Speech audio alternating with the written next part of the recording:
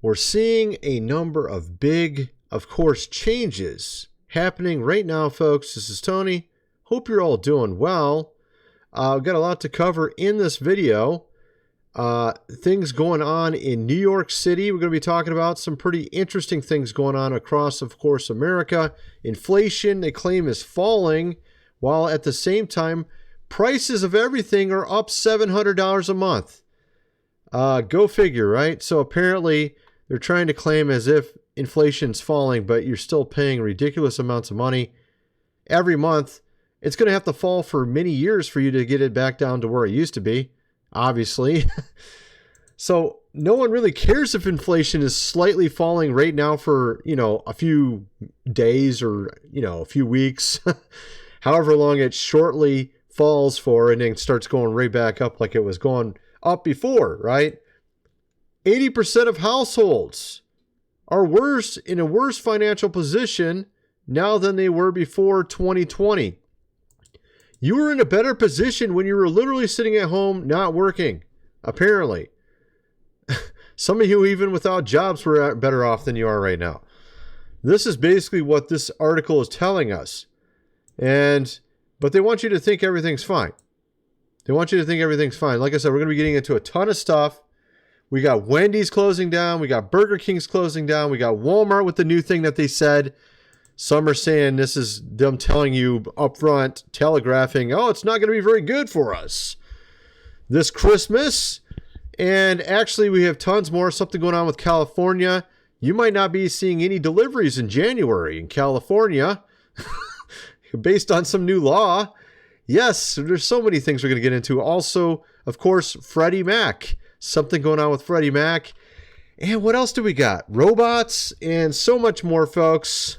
Let's just get into this. It's going to take a while for me to just keep going through everything that we're going to cover, but let's just get into this.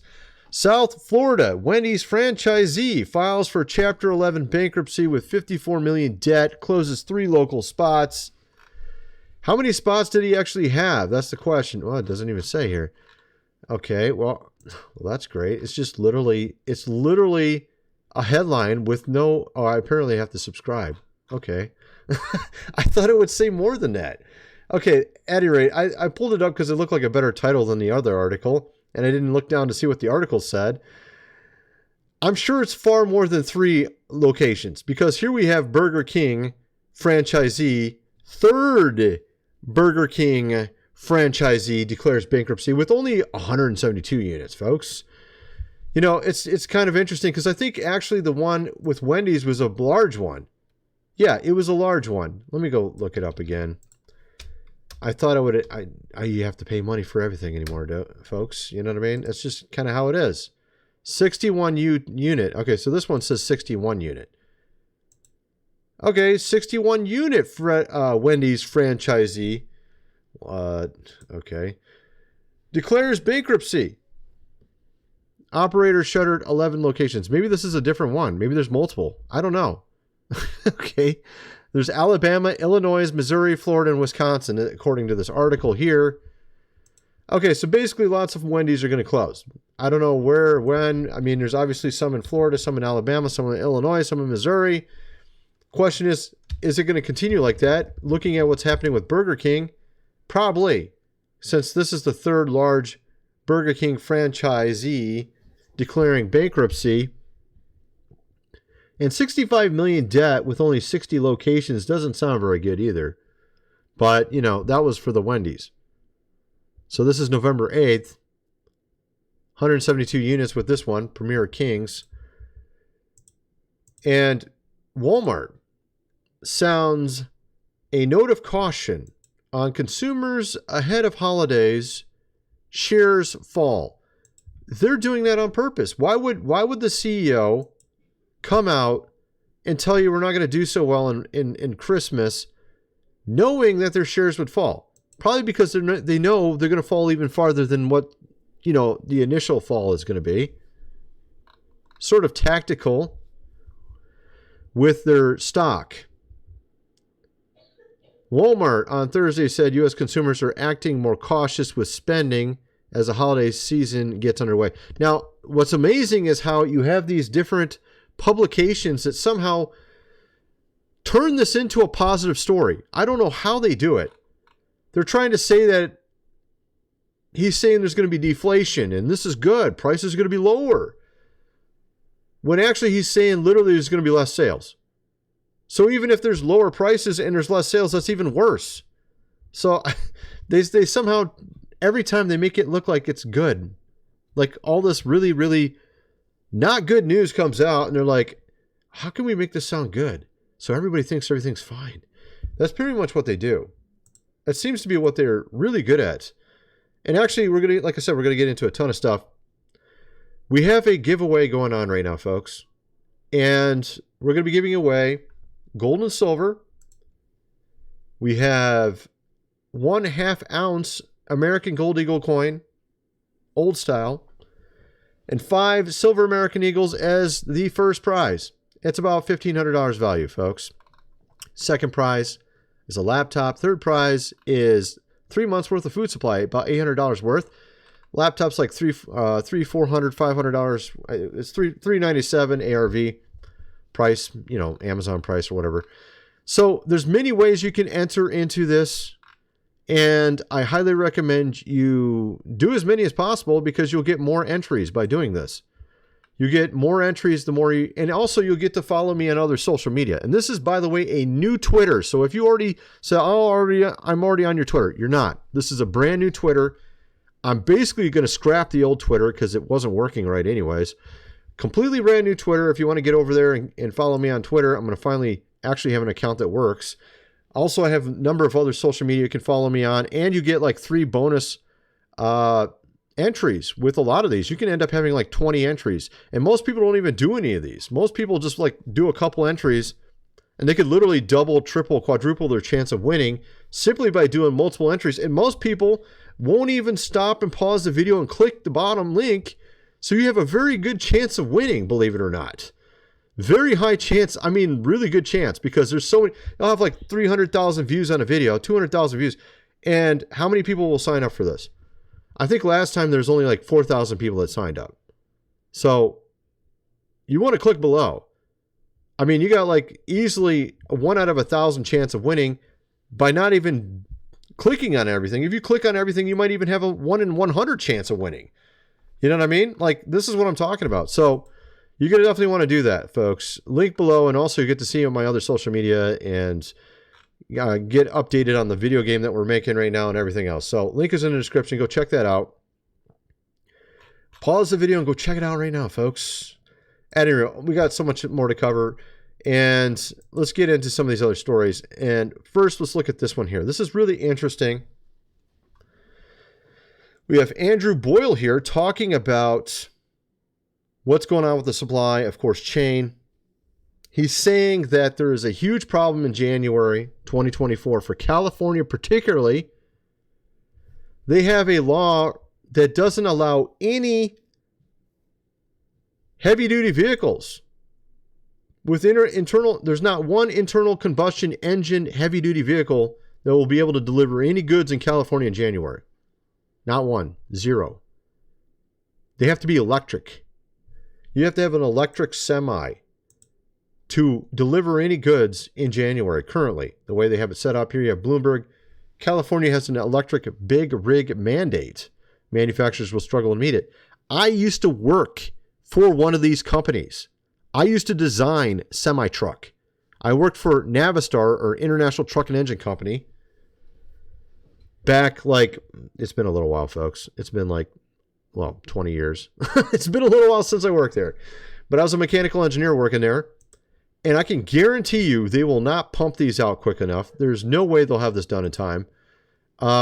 Besides the fact that electric vehicles have the most ridiculous, expensive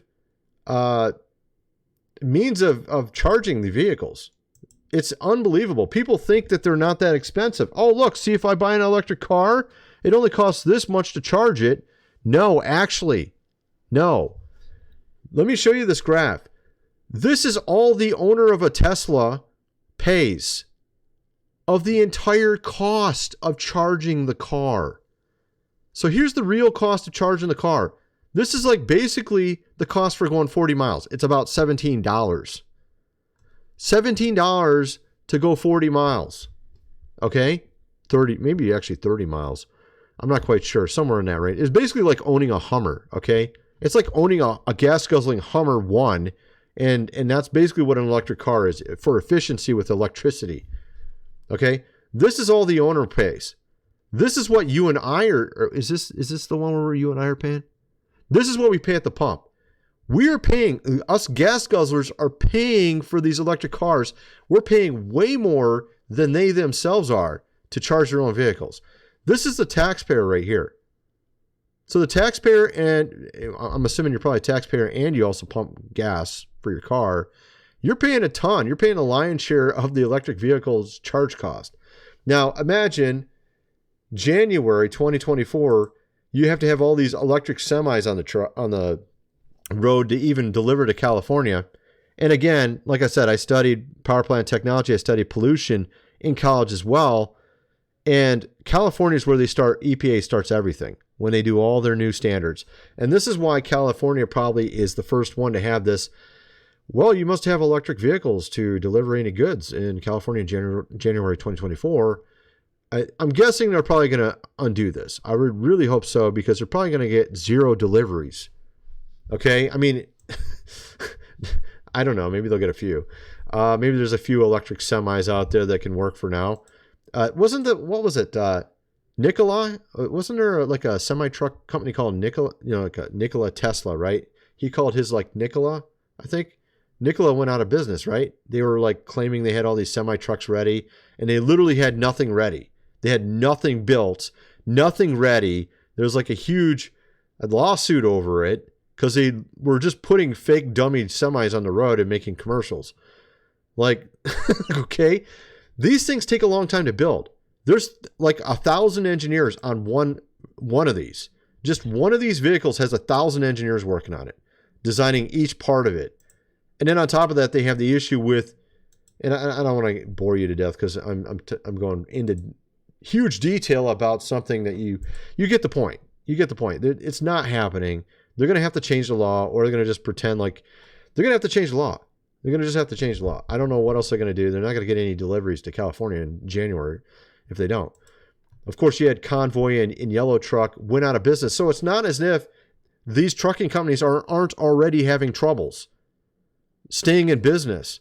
But then on top of that, you want to throw in there that they have to have an electric vehicle as well, when they don't even run efficiently and there's no company building them. And the major company that was building them is out of business and was getting sued because they didn't build anything. It's called Nikola or whatever it's called.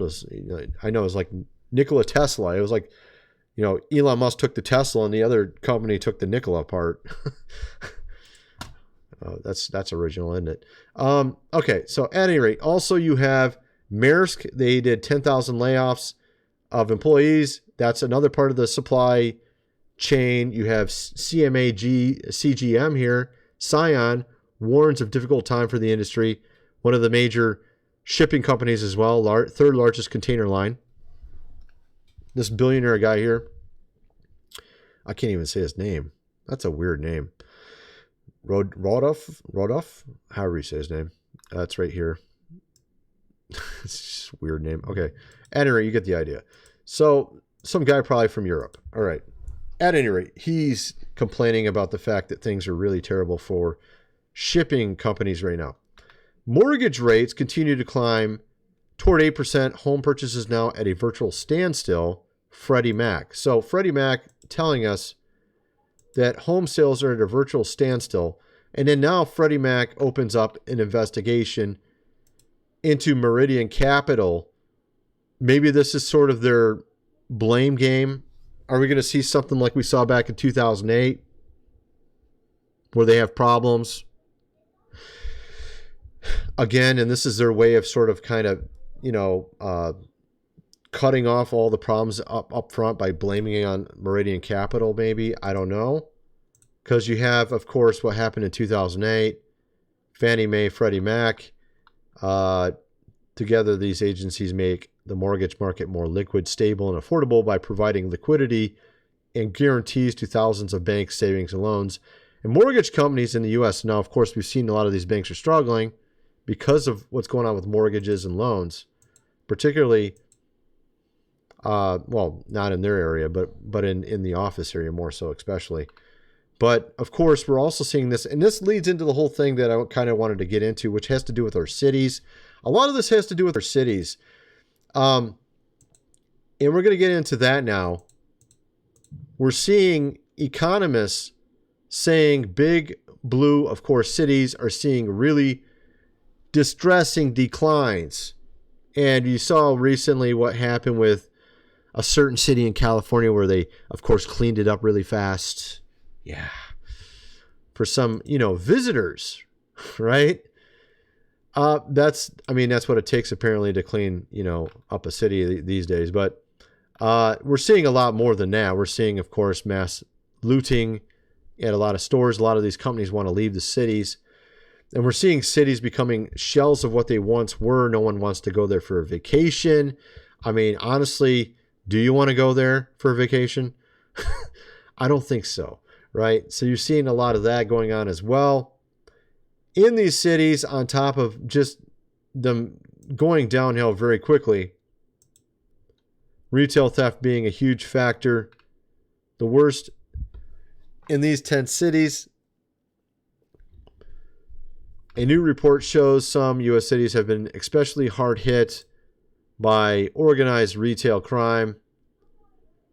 National Retail Federation, world's largest retail trade association, according to its website, recently released 2023 Retail Security Survey. The report contains insights from 177 retail brands, accounted for $1.6 trillion of annual retail sales in 2022, represent 97,000 retail locations. Overall, retailers that participated in the survey reported that inventory loss, called shrink, clocked in at an average rate of 1.6% last year, $112 billion in losses. That's up from 1.4% the previous year. Now, I think you're going to see a much huger increase in a very short period of time, probably right around the time of 2024, January, because everyone's going to pretty much run out of money at that point, according to the Fed data. I talked about that before. If you look at the Fed data for consumer excess bank savings, you find out that basically the amount of loss that we've had from 2021 August until October 2023, you take that same rate of loss and continue it on until it gets to $0. It's about 60 days, which is pretty much the end of this year. So at the end of this year, the cumulative excess savings for the consumers in America will be $0 left over after Christmas, which I don't think has ever happened. I don't think that's ever happened, which makes you wonder what's going to happen when that does happen, when no one has any money and they have bills that are higher than what they make a month or a week, right? Is there going to be a huge surge in retail theft? I'm guessing probably yes. How much? I don't know. It's at 1.6% of their stock right now. Could it get to 3, 4, 5%? I think so. And when you start to get that high, you're talking these companies aren't going to make any money. Okay? Like, they already have low profit margins. A lot of people don't realize Walmart, the reason why it's where it is, and the reason why it's pretty much gotten rid of all those mom and pop shops is because they have very small margins. 10, 20% profits, right? You steal one item, you have to sell 10 of them to make up for that one item. So that 1.6% loss is literally 16% of their money lost, because they have to sell 10 items to replace that one. So that 1.6% sounds small, but it actually equals about 16% of the revenue loss. You see what I'm getting at? So when you become a salesman, like I used to be, this stuff makes a lot more sense. But when you just look at it from the outside, you're like, oh, whatever, 1.6%, so little. It's not little when you have a big company like that. Target says it's closing 9 stores because of surging retail thefts. There's yet another example. Of course, McDonald's, Chipotle. This is kind of funny, actually. McDonald's, Chipotle. I mean, this is not this part, but you'll see as we get along, it starts to show its comedic nature here, folks. McDonald's, Chipotle to raise prices in California as minimum wage increases for workers. So raise the minimum wage, higher cost $18 Big Macs. And then, of course, for some strange reason, these companies want to replace workers with robots because they don't complain. They come to work on time. They don't cost a lot. They don't ask for raises. Bro, just pay people more, man. Internet in disbelief as White Castle and Chipotle are spending $500,000 a month on robots.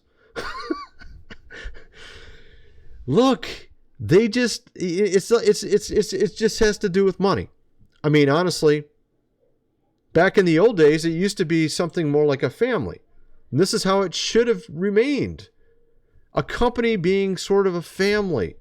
Everyone gets along, you know, talks to each other at the workplace, makes friends at the workplace, cares about another person at the workplace.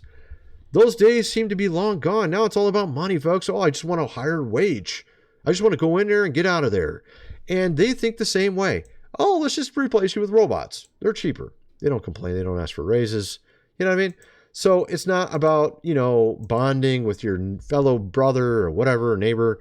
It's about just, you know, dog eat dog world. Just make as much money as you can, right? Amazon says robots will speed up delivery and definitely not replace humans. Of course not. Because Jeff Bezos, he really cares about you and I, folks. Okay. If you believe that. Of course, also, could this lend us towards being something like one of those sci-fi movies we've watched before? Perhaps Arnold Schwarzenegger in Terminator 2. I don't know. We got such a great, loving, and kind, you know, society at this point, folks. It would never turn into something like that, would it? I don't know. Target makes, of course, a change that Walmart and Kroger haven't. I've mentioned this one before.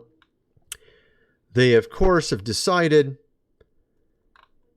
you know, robots, automation, and then they even talk about the movie with Arnold Schwarzenegger called Terminator. Oh, that's great. But, of course, they're talking about replacing and using AI and things like that, folks. And of course, Walmart is investing $3.5 billion over 5 years in smarter stores, folks. Smarter, kind of like smart, you know, cities. We're gonna have smart stores. We're gonna have food deserts. We're gonna have the zombie apocalypse, as we've seen in many movies. Just joking, but well, maybe not so much. I mean, honestly, looking at what's going on around us, never know these days. What's next for us to look forward to? Chipotle founder opening, and I just laughed when I saw this headline. This is absolutely hilarious. Chipotle founder opening robot-powered meat-free restaurants. Yes, meat-free restaurants made with robots. You go to Chipotle to get an actual human-made, good quality burrito, and you end up paying $40 for it. It's meat-free and made by a robot. That sounds good, doesn't it? Meat-free restaurants. Oh my goodness, where are we living, folks? I was watching this TV show, The Outer Limits, and they were talking about the year 2047. It's not too far off, but it didn't have this. It didn't have the funny stuff like this in it, you know? It didn't have like robot-powered meat-free restaurants where you pay like $100 for a burrito and stuff. Oh, this is good stuff, folks. This is great. This is what I live for. Articles like that make me happy, you know? Well, actually, I'm just laughing at you know, the end, of course, of the world, but it's better than crying, right? I don't know. I think it's funny for some reason. Then you have this. Let's get on to a little bit more serious, or maybe not so serious. I don't know. Parents rip into Eric Adams after mayor says they might have to volunteer to protect their schools. So, of course, you're going off to work. You have to work an extra job because, you know, our wonderful press says, look, job numbers are up. You're working an extra job just so you can afford anything. You got to work like extra hours. And of course, you then got to volunteer at the school because they don't want to pay someone to actually be there to look after it. What? What? This is ridiculous, man. They're cutting school budgets, library budgets, and police budgets. What is this guy? What does he spend money on? What are you spending money on there, Eric? You slash budgets for police, libraries, and schools. Wow. Oh, good idea. We got to cut out that fat from the budget. We don't need police and libraries and schools. Let's just put money into things that don't matter whatsoever instead. That's a good idea, Eric. Wow, I'm guessing that's why they put you in there, so you could do stuff like that, right? I mean, come on. I should have put that story first, man. Got to get the funny ones out first, right? This is going to be a backbreaker. Landmark climate law poses test for New York City co-ops. Apparently, you have to upgrade everything. Like I was talking about, they want you to upgrade to green-friendly, energy efficient. Of course, you know, you got to get rid of these plants if you want it to be green, folks. You know, they want to cut down forests now and bury them. That's the new green, save the environment method, folks. You got to darken, you know, the sun. Let's get rid of smiling grandmas and get rid of plants and just put robots in there. And then we save the earth. I mean, this is literally how they talk now. It's like what? I mean, at least in the sci-fi movies, they sound realistic, sort of. This is like beyond ridiculous, right? So apparently you got to pay a ton of money to upgrade everything so that they can get rich, apparently. And then supposedly this is saving the earth. You get rid of those flowers and grandma, just keep the robots, you know?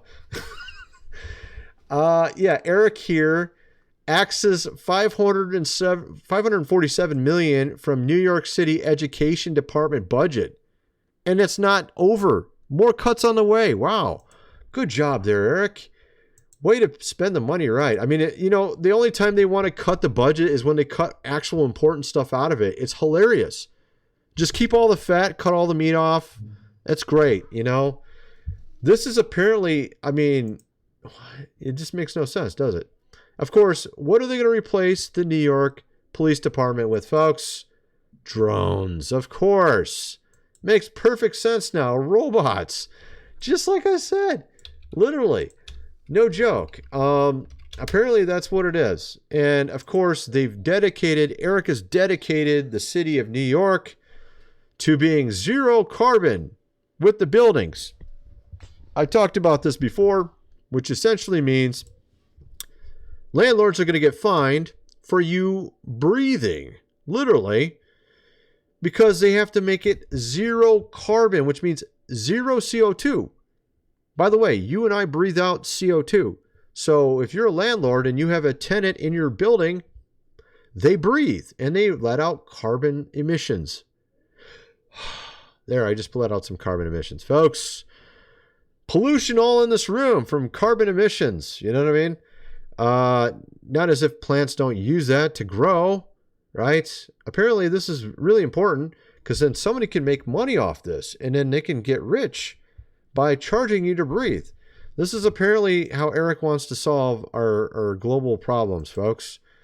Not planting a tree, not, you know, things like that. Why would you want to do that? Why would you want to plant trees? Why would you want to save the planet? No, instead we'll just charge and fine people for breathing. That sounds like a good idea. Doesn't it sound like a good idea? Anyway, also, of course, we got some wonderful things going on with our power grid this winter. We now have some interesting news of how some companies won't be able to handle the extra load. Texas risk for the power grid here. And of course, you got ERCOT. Is that how you say it?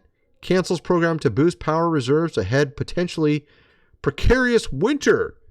Winter power grid, folks. People are concerned about having electricity this winter. And of course, that's pretty much it for my video. Kind of want to know what some of you guys think. Let me know in the comment section below. Thanks for watching.